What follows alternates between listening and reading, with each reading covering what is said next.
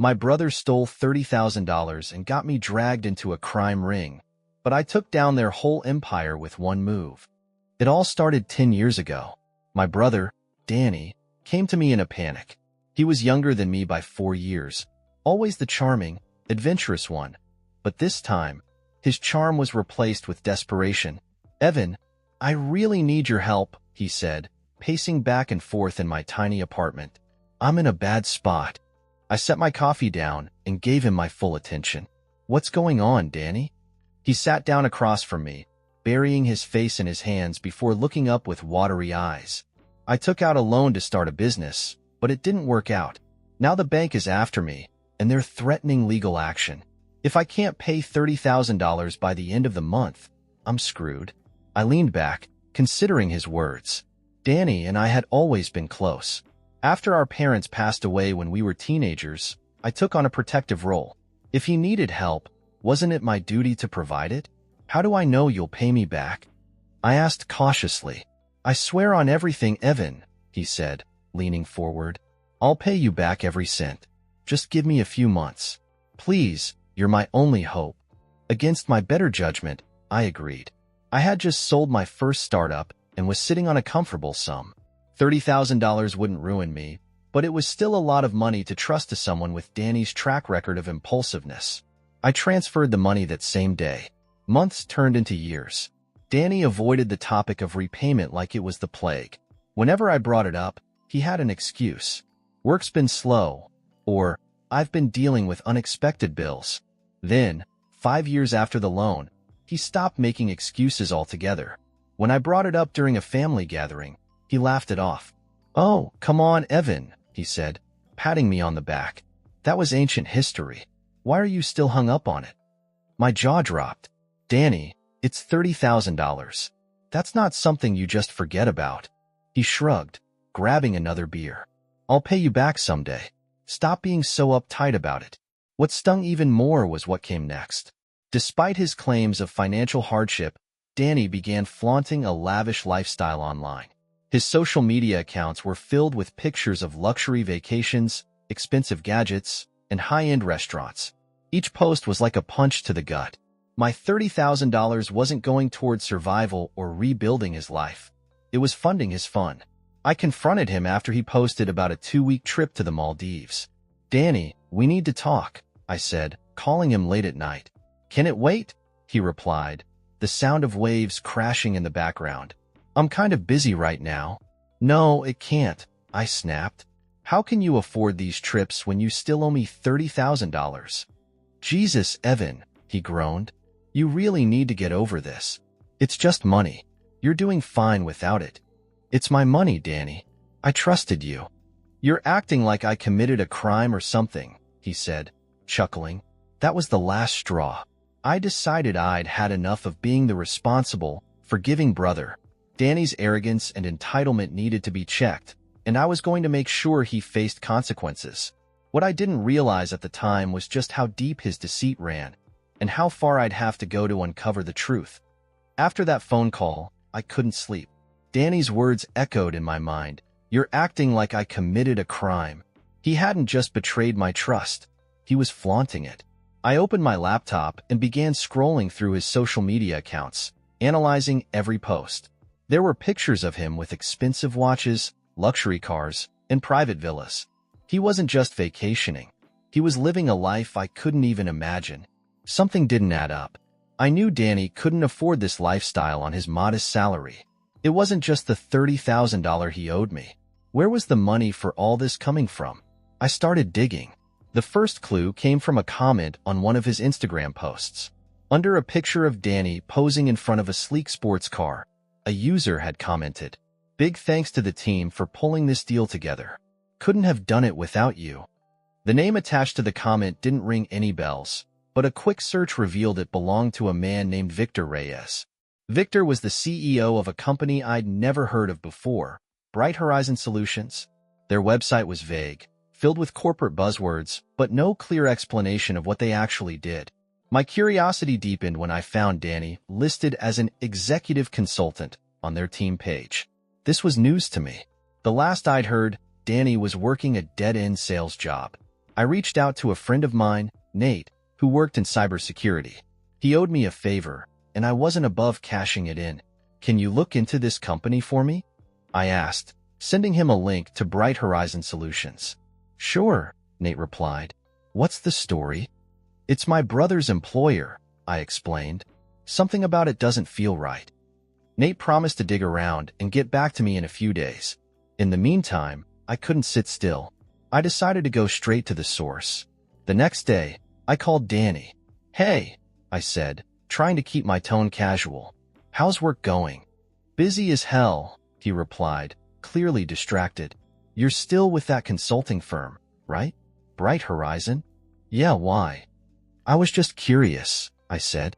It seems like a big step up from your old job. Danny chuckled nervously. It's a good gig. Pays well. Something in his tone didn't sit right with me, but I didn't push further. I needed more information before I confronted him. Nate called me back 3 days later, and what he had to say left me reeling. Evan, you were right to be suspicious, he began. Bright Horizon Solutions isn't a legitimate company. It's a shell corporation. They're involved in some shady stuff, money laundering, tax fraud, you name it. What does that have to do with Danny? I asked, my stomach sinking. Your brother's name is all over their financial records, Nate said. It looks like he's been acting as a middleman, funneling money through fake accounts. My heart dropped. Are you saying he's part of this? It looks that way, Nate confirmed. And if the authorities catch wind of this, he could be in serious trouble. I was furious. Not only had Danny betrayed me, but he'd also gotten himself tangled in something illegal. For years, I'd been asking for my $30,000 back, and all the while, he'd been living off dirty money. I debated what to do next. Should I confront him directly, or should I go to the authorities? Either way, I knew this was bigger than just getting my money back. That night, I sat in my living room, staring at the evidence Nate had sent me. Bank statements, wire transfers, and fake invoices, all tied back to Danny. As much as I hated to admit it, Danny had crossed a line that I couldn't ignore. I needed to act, but I had to be smart about it. I decided to give Danny one last chance to come clean.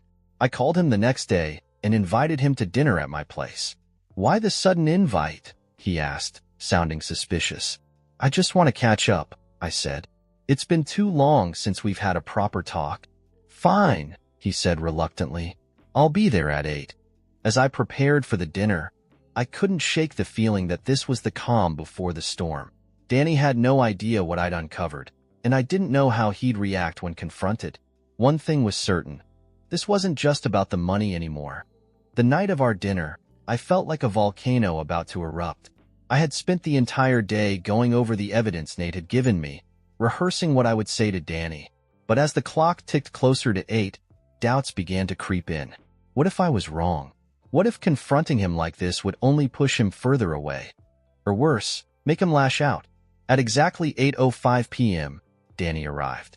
He stepped into the house with the same swagger he always had, his designer watch glinting under the light. Smells good in here, he said, sniffing the air. What's on the menu? Steak, I replied. Your favorite. He grinned and plopped onto the couch, grabbing a beer from the coffee table. You're in a good mood. What's the occasion? I smiled tightly. I thought we could talk. Really talk. It's been a while. Danny shrugged, taking a swig of his beer. Sure, man. Whatever you want. Dinner started out amicably enough. We talked about trivial things, sports, mutual friends, and even a bit about Dad. But as the meal went on, I noticed cracks in Danny's facade. His eyes darted around the room as if searching for something, and he avoided direct answers whenever I asked about his work. So, Bright Horizon, I said, cutting into my steak.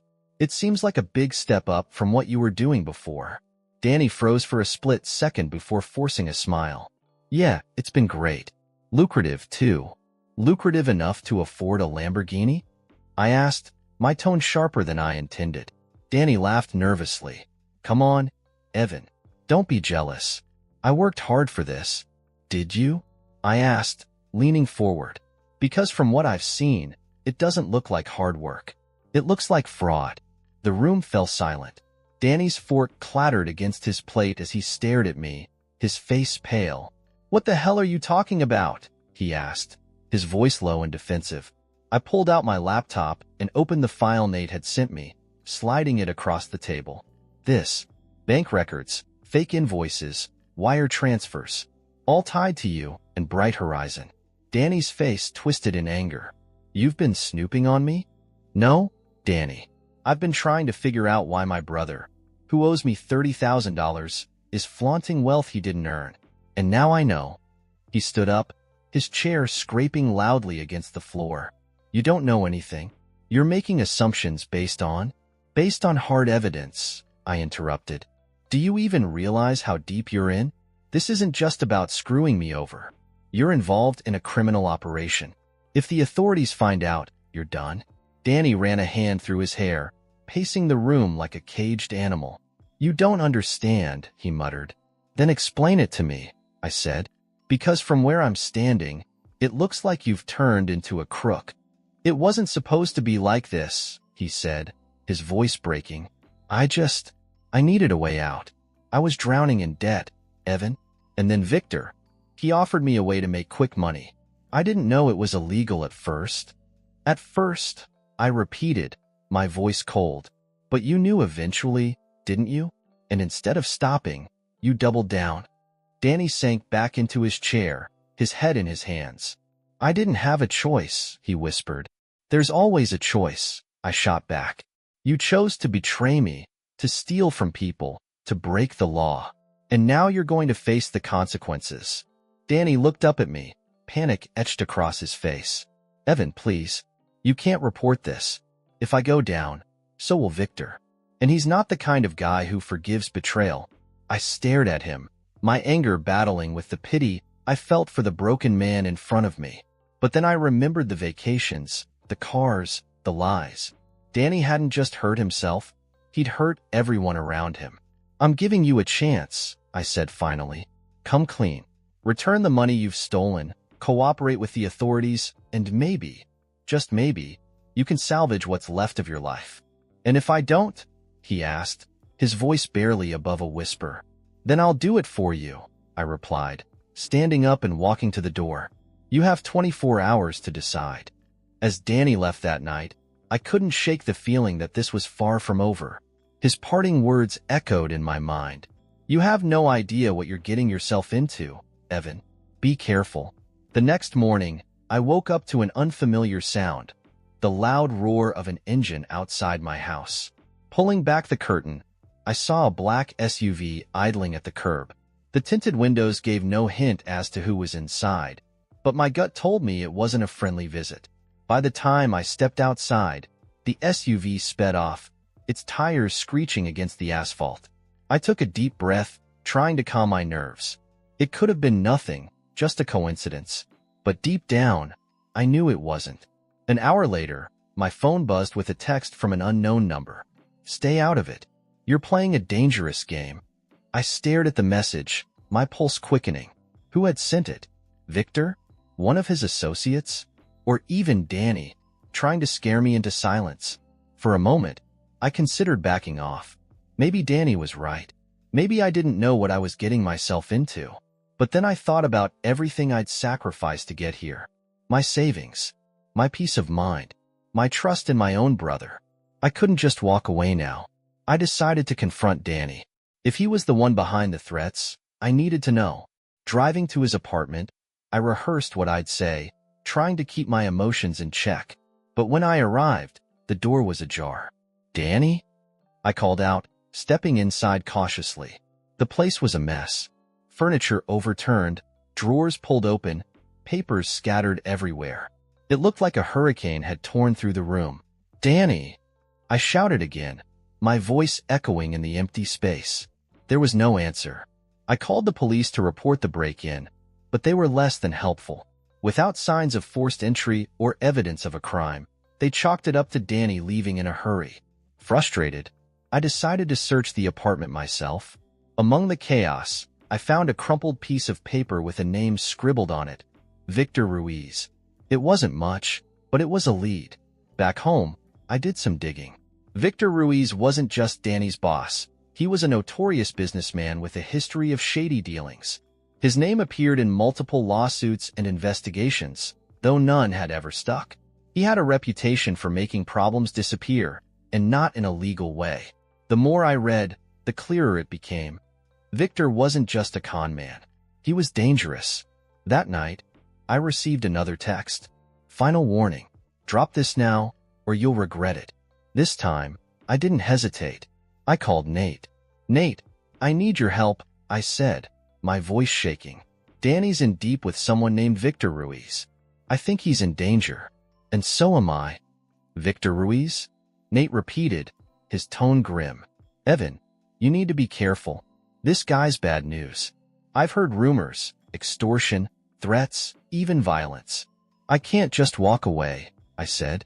Danny's my brother, and I can't let him go down without a fight. Nate sighed. All right, let me make some calls. But Evan, you need to be ready for anything. The next morning, I found an envelope on my doorstep. Inside was a single photograph of me, taken through the window of my house. Underneath it, a note. You've been warned. My hands shook as I crumpled the photo. This wasn't just a scare tactic anymore. It was personal. Determined to end this, I made my way to Bright Horizons' office. If Victor wanted to intimidate me, I'd confront him head-on. Walking into the sleek, glass-fronted building, I felt a surge of adrenaline.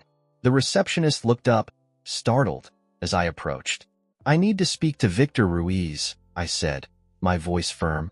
Do you have an appointment? She asked, glancing nervously at the security guard nearby. No, I replied, but I have information he'll want to hear. The receptionist hesitated before picking up the phone.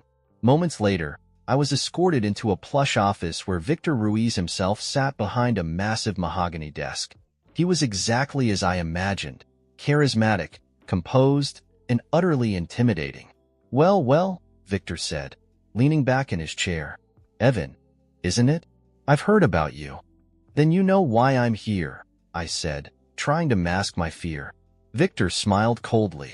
Oh, I have an idea, but tell me, what do you think you're going to accomplish? I took a deep breath. I want you to leave my brother alone, and I want my money back. Victor laughed, a low, menacing sound that sent chills down my spine. You're bold. I'll give you that, he said. But you're also naive.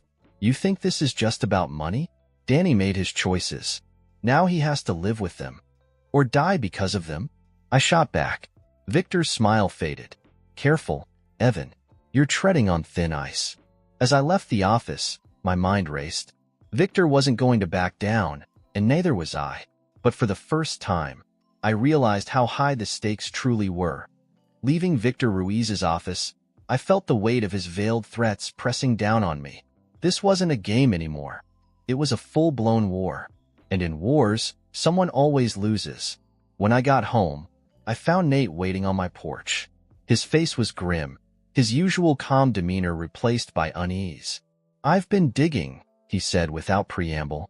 Victor's operation is more dangerous than I thought. He's running a multi-state fraud ring, laundering money through fake charities and businesses like Bright Horizon. Your brother might have been involved more deeply than you realize. Danny's not a criminal, I argued. Nate's silence spoke volumes. Over the next few days, things escalated. I noticed strange cars parked on my street at odd hours. My phone rang with unknown numbers, only for the caller to hang up as soon as I answered. At one point, I spotted someone following me at the grocery store. Victor was trying to scare me off, and it was working.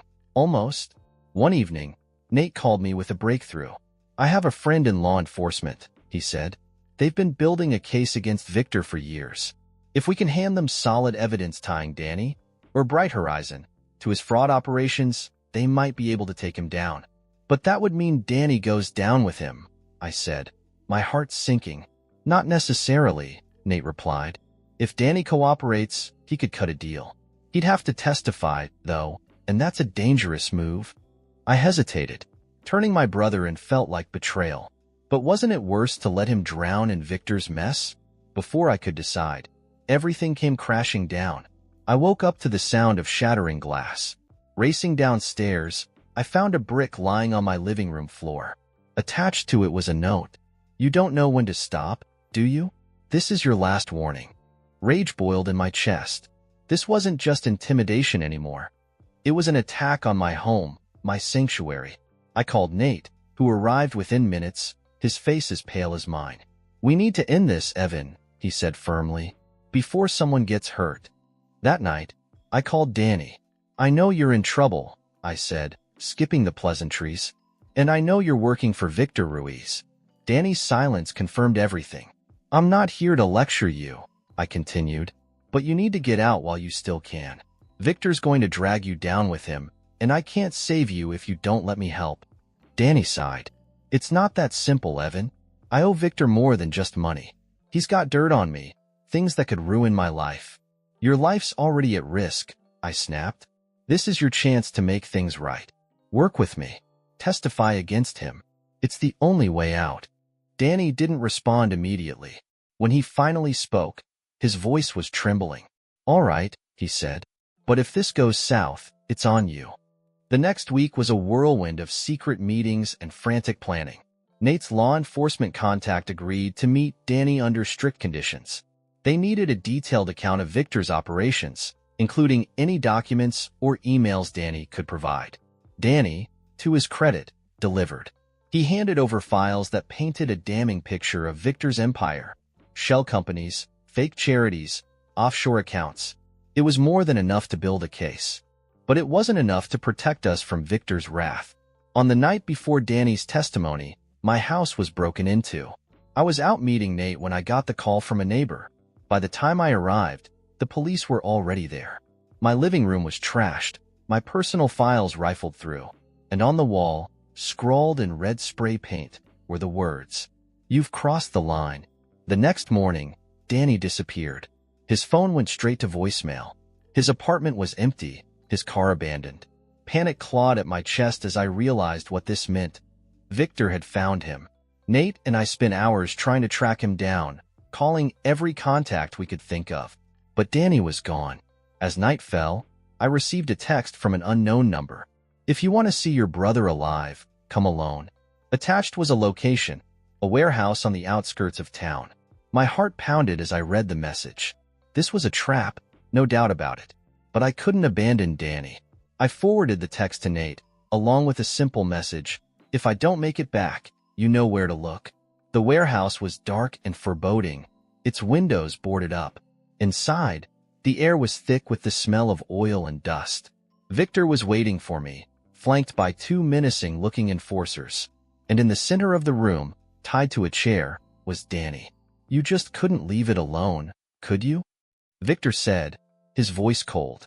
"This isn't about me," I said, trying to keep my voice steady. "Let Danny go. He's not worth your trouble." Victor laughed. "Oh, he's worth plenty. But you? You're a thorn in my side. And I don't tolerate thorns." As one of his enforcers stepped forward, I braced myself for the worst. And then, sirens blared. The warehouse was suddenly bathed in flashing red and blue lights. Nate had called in the cavalry. Victor's men scattered, but it was too late. The police stormed the building, arresting Victor and his enforcers. Danny and I were pulled to safety, shaken but alive. In the weeks that followed, Victor's empire crumbled. Danny agreed to testify, earning himself a reduced sentence and a shot at redemption. As for me, I finally felt a sense of closure. But as I sat in the courtroom, watching Victor be led away in handcuffs, I couldn't shake the feeling that this wasn't over. Victor had connections, and people like him didn't go down quietly.